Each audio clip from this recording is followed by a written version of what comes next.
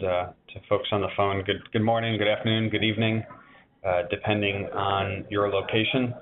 And so Jessica had actually, in a prior slide, suggested that this presentation would be productive and informative, I think is the phrase that she used. And just to manage expectations, I'm expecting it to be about 80% entertaining and silly and 20% insightful.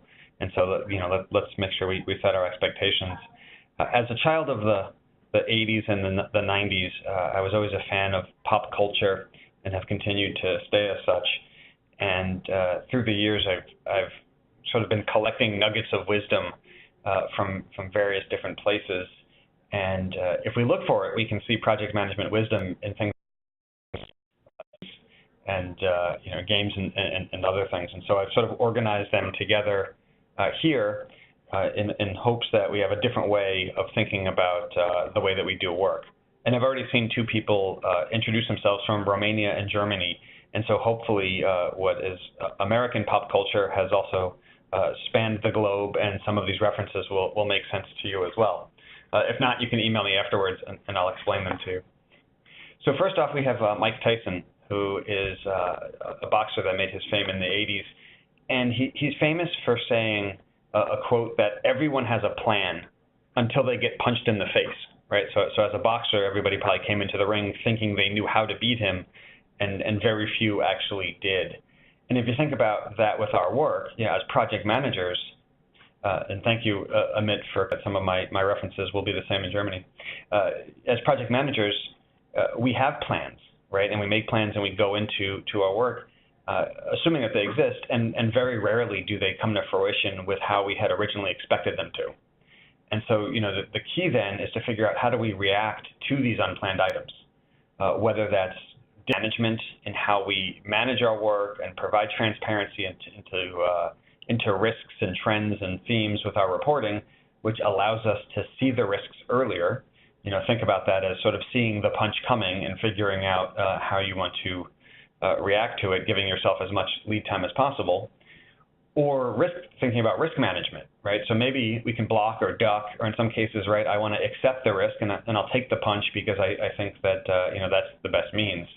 And then lastly, maybe having a contingency plan, knowing that things might happen and that we should think about what we should do. So, Mike Tyson will probably hit me and it will probably hurt, and therefore I should have insurance for that. So, Mike was also known for having some interesting tattoos, and so I would propose to take his wisdom in terms of planning, but not necessarily get the face tattoo, but I'll leave that up to you guys to decide. Next nugget of wisdom comes from in the 1980s, known as MASH, and what you see here is a character named Radar O'Reilly. And his actual name was not Radar, but he was called Radar because on the show he would see the helicopters, he would sort of sense them coming before anybody saw the helicopters coming. And so, similarly in our work, we have to have the ability to predict things occurring before they actually do, whether that's risks, issues, work requests, and so on. And similar to the last theme, I think one of the ways to do that is to continue to stay diligent in how we track and aggregate and report on project information.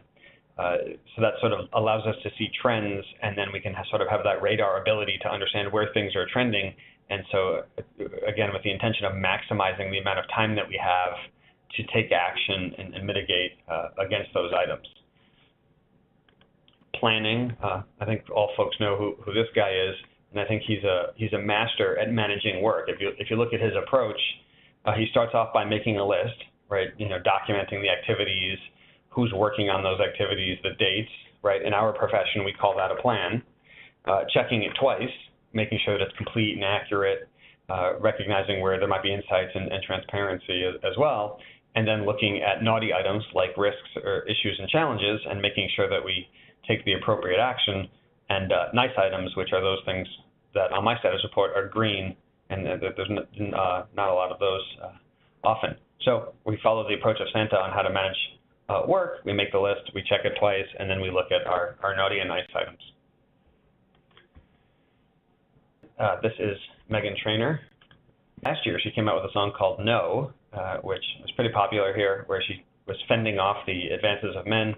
Similarly, we need to fend off changes and additional items that come in, distractions, which impact our ability to complete work. And so a lot of times with our business partners and our stakeholders, we get stewards, and we try to say yes, and we take on the additional work, and we'll just add this in. But there's implications to that, whether that's additional cost, additional scope, missed dates, and so on. And so, in this metaphor, we want to sort of say, the scope is no, the change is no, the requirement is no, and you need to let it go. And again, it sounds like taking a hard line, but the intention here is to keep the team focused.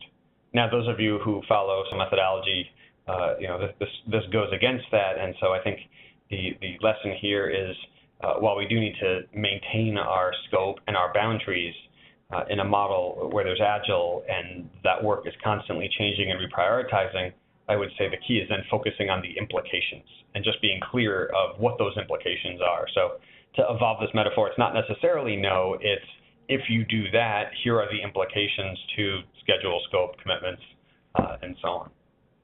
Similarly, in the 80s, in change management, there was this movie called The Gremlins, which is fantastic. And there were these little creatures that, when they got wet, they would multiply, and they'd sort of show up everywhere.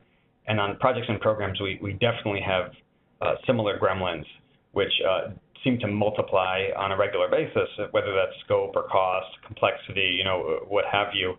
And part of our job is to control these as much as possible to make sure that they don't get wet and that they don't multiply and take our project off the rails.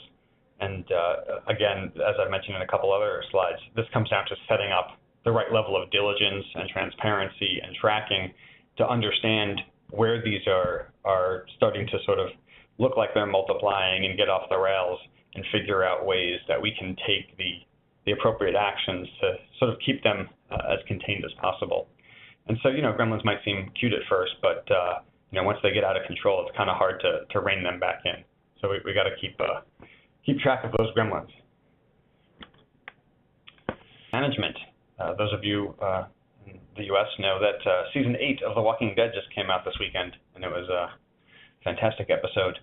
And similar on projects, we have, I call these zombie issues. They're issues that just won't die. No matter how many times you think you've shot them or think that you've sort of knocked them out, they just keep coming back. And I think everybody has examples of zombies on their projects, whether those are decisions that get made that you think are finalized and then somebody questions it and they get revisited, or they're defects which you think you fixed and then they keep coming back, or issues and actions which just sort of stay on those logs forever and never really get closed out. So there's dozens of examples of these zombie items. And I think that the key is to make sure that they're dead, right, and not just wounded. So thinking that we've closed them or thinking that we've taken action is different than actually closing them or taking that action. And so everybody knows how to kill zombies based on movies and pop culture.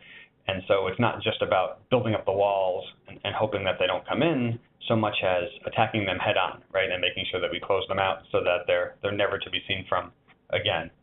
You who follow The Walking Dead know that they've all become very good professionals at taking out the zombies. A management approach. Those of you who know 80s pop music know that is a video from a band named Devo. And Devo had a song called Whip It. When a problem comes along, you must whip it. I won't sing it to try to spare you guys.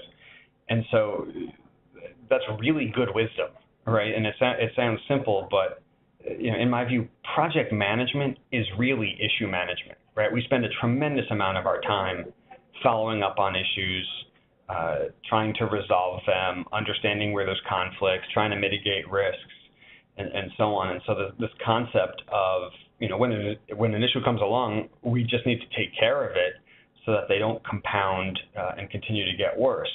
And so that requires sort of managing them with a sense of urgency and a sense of diligence around, okay, what is the issue? What are the actions needed to close the issue?